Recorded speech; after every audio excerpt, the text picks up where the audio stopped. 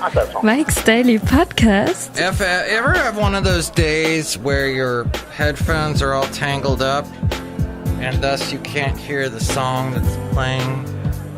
Hey, it's Mike Matthews with FF episode 1560 something. I think we'll pretty much... No, I have no idea. Oh yeah, 1563. Mike's Daily Podcast. That sounds good to me. Hey, I had a wonderful weekend. I hope you did too. Mike's Daily Podcast. And that's not something that I say often, having a wonderful weekend, my friend, because I have to work end upon end every day of my life. I work at some radio station, it seems, but this weekend I had 2 days off from everybody, and I'm just beaming with the rest that Mike's I had. Daily Podcast. And the fact that I got to say bye to this show Mike's for a couple of days. Daily Because Podcast. doing this day every day, Yeah. every day doing this show, you get a little... But you know, one of my devout listeners, Sylvia, is not going to be around. She's leaving for Portugal, and I'm so sad because she listened to my shows, and but she informed me that this show is not on Stitcher, which I'm walked in wondering what that not on. I thought it. So I looked, and it is. So I don't know what she was saying. Say what? But it is. There are 2 Mike's Daily Podcasts on Stitcher right now that are both this show. But maybe one of them got deleted because they're like, we can't have the same show on twice. So let me just tell you, look who else walked in, that Stitcher is an awful, awful podcasting platform. Even though they were nice enough to have me, excuse me, take a tour with them, see their facilities when they used to be in the Market District in San Francisco. They had a tour. That's where I met Lena Masizzi, the famous producer and now Instagrammer, who posts these Instagram stories that are often hilarious. And yeah, they've done things like just change. And here's today's podcast picture. It's a drawing of the wonderful Chely Shoehart. Hello, Mike Matthews. I walked in and I was like waiting for you to address me. There you are. You've been addressed. How does it feel? It's alright. Like, I'd rather do other things than be addressed. You'd rather do other things than be addressed? Yeah, Mike Matthews. Would you like to be pants instead of a dress? Huh? We were getting a little deep into the weeds, which is a reference that was made on several episodes of Curb Your Enthusiasm when Mr. Larry David works with the guy from Hamilton. Alexander Hamilton. That guy. My name is Alexander Hamilton. And he's trying to... There's a million things I haven't done. But just you wait. Just you. He's trying to do a musical called Fatwa. And that guy is playing Larry David, playing Salman Rushdie. You're supposed to put the emphasis on the second syllable, and Salman Rushdie is actually in the several episodes of Curb Your Enthusiasm, or one of them at least. It was very amusing. I got to watch it because, no, I don't have HBO. No, I don't pay for frickin' that side of... The only thing I pay for cable, and I avoid getting all those... Oh, get this box plan. Get this and that all chained together. Woo! Pay $300 a month. It's great. No. I say no to that because what I end up doing is... And I say... No! God, please, no! No! No! I always forget he does a third no, and that's... Thank you, Steve Carell. What I do is I just get the internet. That's all I wanted, is just the internet. And I have been just the internet type of guy for way over 10 years now. I cut the cord back in 2003 or 4. Yeah, I was married. I just gotten married, and I told my then wife, if our cable bill goes over $30 or $40, I want to cut the cable. I don't want cable anymore. I'm done. And we didn't even have internet at that point. She and I didn't even have a computer at that point. So we were just going to watch DVDs. We had so many DVDs. And then this thing called Blockbuster was doing their DVD thing, where in the mail thing, where we would, you'd get the mail DVD, watch it, then bring it into the store, and then you could rent anything in the store. The only thing was the stupid late fees. Oh my gosh. Blockbuster got me so bad with late fees. I think I had to pay over $100 because my then wife forgot to return some awful movie. And yeah, so we weren't watching television. We cut the cord way back 14 years ago. And then the internet came along. We got a computer finally, watched stuff off of the computer, watched it on the laptop. We'd take the laptop, we'd be sitting on the couch, and we'd stick the laptop right there on the coffee table and watch stuff on Hulu. And then we found Netflix, and we were watching Netflix, and I had Netflix up until the end of December, the end of 2017. I said, enough. But then all of a sudden my Comcast decides, that's our local cable people if you are listening from outside the area, Xfinity Comcast, that just gouge us. And they said, hey, we got this thing going on this weekend where you can watch HBO for free. Even if you just have internet, just log on to our website, blah, blah, blah, blah-de-da, and watch HBO. So I watched HBO shows, and Curb Your Enthusiasm is like the only show I like. And it was rather funny. I'll probably address some other funny things I mentioned. I watched the last season is what I did. I've seen previous seasons, like when they got the Seinfeld show back together and got all the characters back together. But I just did not... I don't know. I don't know. And do any of us know? All I know is my weekend was wonderful. And what did I do? I went to, first off, a big thanks to Massa.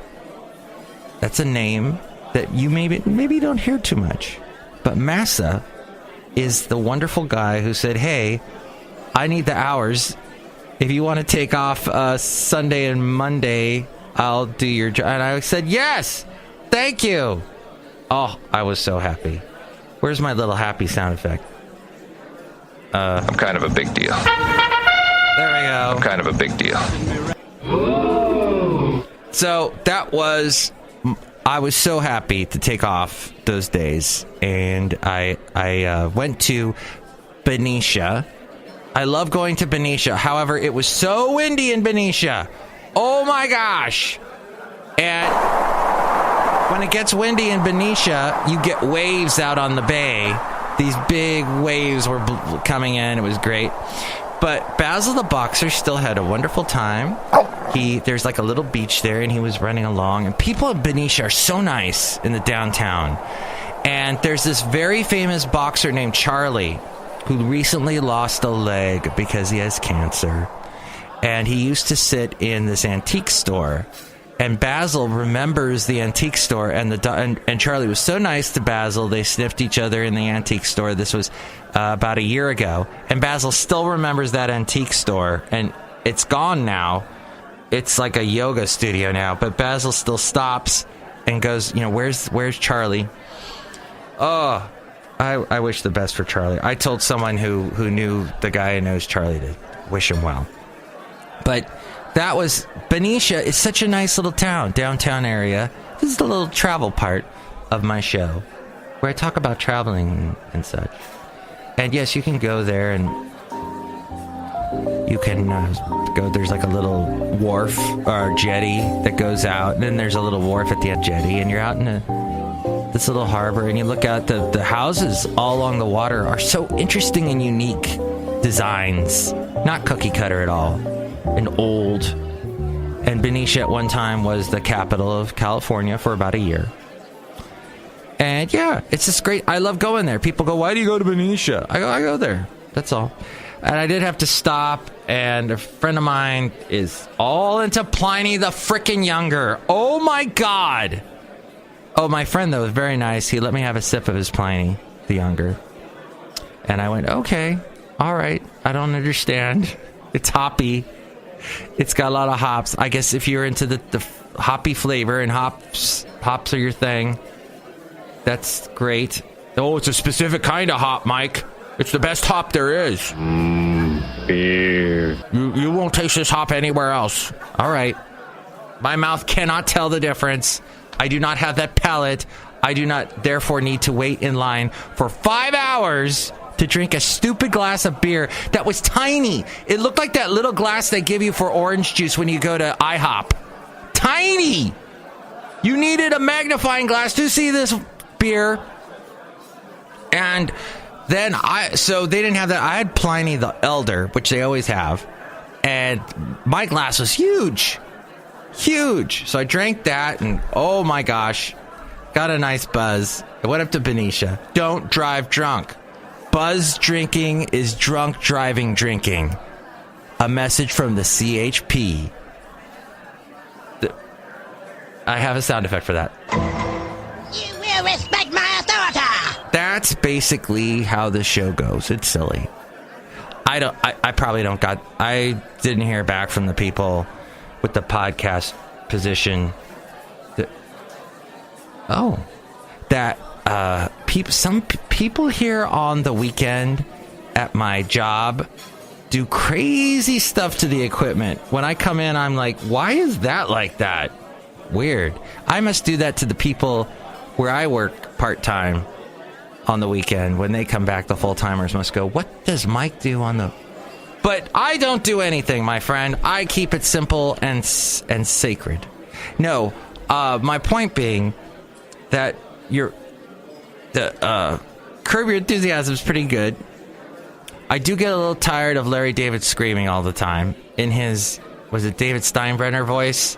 Oh, why is it like this? I want a calzone. He kind of does that thing a lot. At calzone. And the second day I went to Livermore. Oh, Mike, why would you go to Livermore? What's the point? But it's a nice little downtown. Here's what I found, though. No homeless in Benicia. No homeless on the streets, passed out with their shopping carts. None of that going on in Benicia. Livermore, that's going on. Is it going on in Pleasanton, downtown Pleasanton? I didn't see it. But something about Livermore and something about Castro Valley. We have our passed out homeless on the street with the shopping cart next to them. And it's cold. It is cold. It is very cold this morning. There was frost on my roommate's car. It's chilly today. My point being is that I also watched Larry David. What's that? Gary Shandling's show. What was it? The Larry Sanders Show. I'm getting them all mixed up there. Gary Shandling no longer with us, sadly. But does a great comedians driving in cars with Jerry Seinfeld drinking coffee show. And he did that shortly before his death. But Gary Shandling used to do this great show, the Larry Sanders Show. Jeffrey Tambor was in it, which is, he's had sexual harassment allegations leveled against him. And his Hank character that he did on that show he was pretty, he did some passes at women. And, there's a great line, and I can't grab it right now, but Mary Gross, who used to be on Saturday Night Live years ago, said something like, hey, Hank, you're not gonna, be a pathetic man and try and make a pass at me, are you? Be a pathetic divorcee. And I don't know if that's what really happened with Jeffrey Tambor. I haven't really read into the story, but he was on that show, as was Rip Torn. Hello, sweetie. That guy from Men in Black. Hey, the funny thing was, though, Clint Black used to be on that show quite a bit. And he has this one scene where he's talking about Lisa Hartman Black, about his wife, and how having her in his life centered him. He used to be a partier, and then when she came into his life, he he's straightened up and sobered up. And so he talks about that. And then Gary Shandling looks at Rip Torn, who's playing his producer on the talk show that he does, and says, "You're my Lisa Hartman Black." And that's kind of funny. But, we all need a Lisa Hartman Black in our life. We need someone that centers us, helps us along. I don't have anyone right now, but I do have a lot of fun with my dog. Not that kind of, don't get weird on me. I'm talking about, we go on these excursions, these Mike excursions to places like Benicia and Livermore. And he was there with me in Livermore walking along. And this one guy who kind of looked like he might have been homeless on a bike rode by me and said, "Oh, how old is your dog?" And I said, "He's 9. And he goes, "What, 13? So that made no sense. But yeah, Basil's old looking. He's got the grays in his face. And if he's been walking for a long time, he takes it slow. Other days he's at a full trot, but some days full gallop, some days he's not. And he has gotten me out to all these wonderful places that I like to go, Benicia, Livermore, and got me walking. And I think that's important. If you don't have someone in your life that is your Lisa Hartman Black, you should get a dog that will, if you like to go walking on trails and stuff. And there's the whole thing about learning how to train your dog and how to be trained as a good dog owner, etc., that I won't go into now. But I guess Basil's my Lisa Hartman Black. But, I'm sorry, Basil, you're not as pretty as Lisa Hartman Black. Lovely lady who was in several soap operas, as I recall. This show's gotten weird. Hey, everyone. I didn't even say hi to the people that walked in to Cafe Anyway at the beginning of the show. Hi, Mark. It's Benita, the rodeo queen. How y'all doing? And the Disgruntled Fiddle Player tell you what. What? Benita sure likes her horse. It seems like Benita's always got Nelly around. Oh, hey, look, some of the people that are following me now on Instagram. On Twitter. Bohemian by the Sea, Travel Mono, the off-topic humorist. That's Emma Dixie. Okay. And Vincent the Blockchain, who does a great podcast called Vincent the Bay. By the way, speaking of podcasts, and one other person we have to say hi to real quick. Hello, Mike. I make the delicious root beer. Oh, boy. Here's some right now. Thank you. Yes.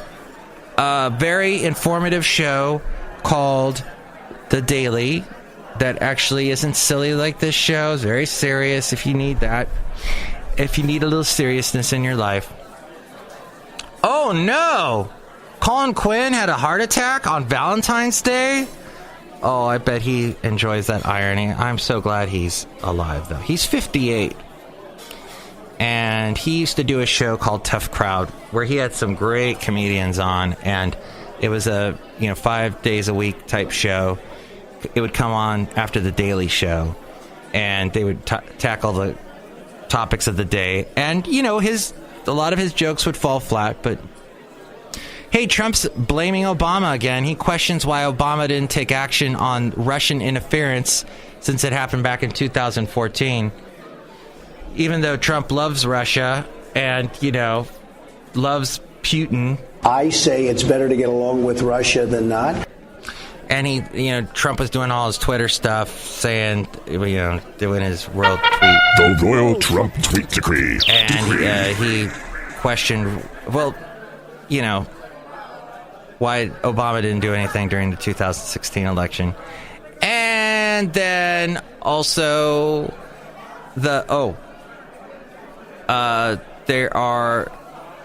he's really hit Obama. Dang. A Trump accuser keeps telling her story, hoping someone will listen. And there was a gun found in a bag of Trump's motorcade driver by the Secret Service. The driver in the presidential motorcade was removed from his duties yesterday after the Secret Service found a gun in his bag outside the gates of President Trump's Mar-a-Lago resort in Palm Beach, Florida. The driver, who could not be immediately identified, was briefly detained and questioned by the Secret Service. Just before Trump headed to the golf course, for much of the day, he was driving one of 3 vans for members of the news media and had been in the presidential motorcade all weekend. Before the vans entered the Mar-a-Lago estate to follow Trump, Secret Service agents searched bags, check guests with a handheld metal detector, and scour vans with explosive sniffing dogs. The gun was found during that process, and the driver told reporters he had accidentally left his personal firearm in his bag. Secret Service later said the driver held a permit for the gun. As we go outside a cafe anyway, we're bringing you Mike's Daily Podcast somewhere in Podcaster Valley. So I guess he's all right, because he's got a permit for the gun. He had the right to bear arms. My mom is so conservative. And she's like, maybe this whole shooting thing, because she's in Florida, my mom, but nowhere near where the shooting took place. She said, teachers need guns. Teachers need guns in the classrooms. Oh, okay. That solves that, huh? But the Daily, the New York Times show on the podcast, talks all about the ambush that happened in Niger last year, where a bunch of Green Berets were killed, and there's this girl that works for the New York Times. She sounds so young, and she's like their ISIS correspondent, and she was talking all about how she actually saw the footage of one of the soldiers who was killed that has the body camera. And it's a fascinating podcast. You can find that on the New York Times website, or just look up New York Times, The Daily. Very informative, and talking about how that whole ambush took place. Apparently, they were in a village, and the village was connected with ISIS, and the soldiers didn't know that. So it's very sad. But I guess I gotta leave the show on that sad note, but it's very informative, that podcast, The Daily by the New York Times. Hey, on an up note, have a good day. If you had yesterday off, hopefully you did. It's only a 4-day week. Woo! Okay, next show we'll have the wonderful Madame Rootabega, Valentino, and Bison Bentley. Get better, Colin Quinn. Mike's Daily Podcast is written and produced and performed by Mike Matthews. His podcast is super easy to find. Download or listen to his show and read his blog at MIKEs-DAILY-PODCAST.com. Email Mike now at MIKEs-DAILY-PODCAST@gmail.com. See you tomorrow. Bye!